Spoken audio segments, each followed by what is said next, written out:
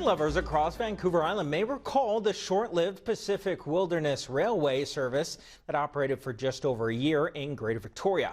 And it opened in 2000 and took tourists from downtown Victoria to the Malahat. Check's Kim Emerson was there in 2001 when the service was abruptly shut down. For the past year and a half, there was a train car sitting here. It served as the ticket office and souvenir booth for the Pacific Wilderness train. But the car is now part of rolling stock waiting to make its way out of town. Well, we just couldn't generate sufficient ridership to create enough cash flow to pay the bills, and our equipment is all leased equipment. We couldn't make the lease payment, so unfortunately we've had to cry uncle and give up. Stock is being taken off the train. The cars and engines are being prepared for a trip back to Ohio.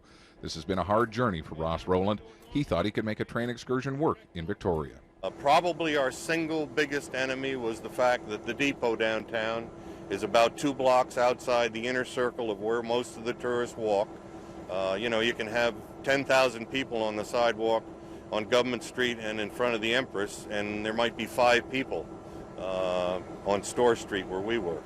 For fans of the railway, this is a sad day. I'm disappointed, very disappointed. I think that for those people who have taken the railroad trip up to the Malahat and seen the fantastic view only really afforded by the railroad, that it's a great loss. Unless you wanted to write down your card number on here, and then when I get back to the office I can just refund it. Refunds are being handed out to people who had booked trips on the train. While it may be disappointing for tourists, it's even harder for employees. For me, it's really difficult. It's really difficult because I was loving this. I mean, I like riding trains, and it's gone. So it's quite the destruction over there. But it's a good summer job, and now it's gone. So the job will last for a few more days, while up to 300 refunds are sorted.